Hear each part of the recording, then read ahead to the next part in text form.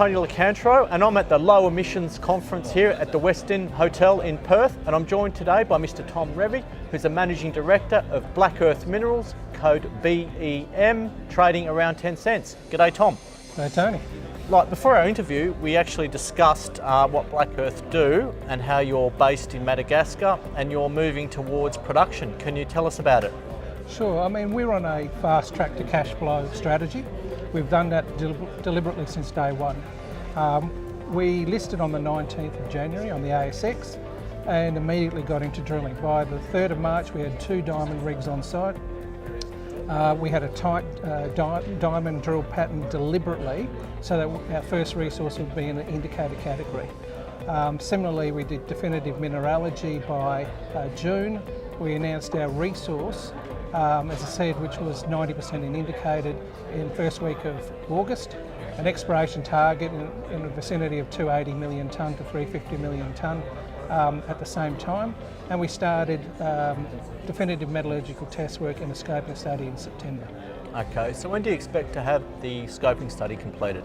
Scoping study is dead on target at this stage. We'll be finishing that before Christmas. Before Christmas. And then is the next step DFS after that? Yeah, absolutely. Because of the level of detail we're doing in the drilling, the mineralogy, the metallurgy, and even our cost data, what we've managed to do is actually have an advanced scoping study.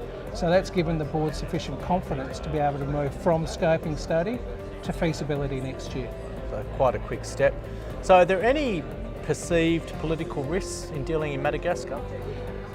Look, there's risks everywhere. The Australian government some time ago introduced a mining tax and all things. So there's always sort of geopolitical risk wherever you operate.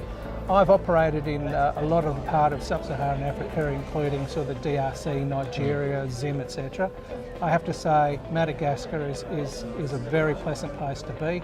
There was a study put out by Mining Journal out of London 2 weeks ago, and it rates Madagascar very highly, and so much so it sits about 90% above the current world production of graphite.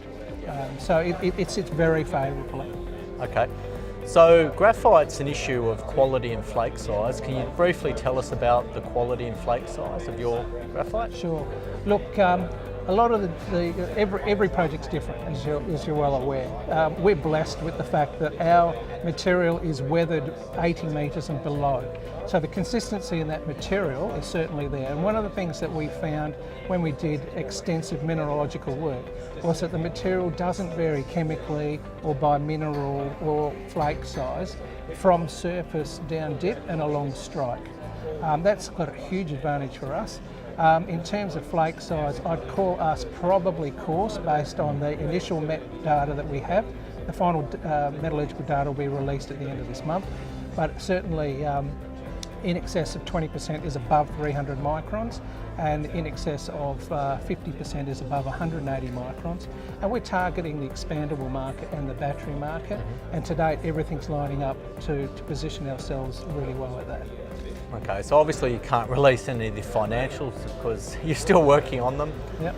But I guess if you're looking towards that fast track, certainly you'd be targeting some robust economics. Absolutely, and look, I have spoken with the ASX, and I do have the blessing to say that if because we've done the exploration to the level we have, the mineralogical work and metallurgical work that we've done, they will allow us to release the financials, NPV, IRR, etc. in the scoping study.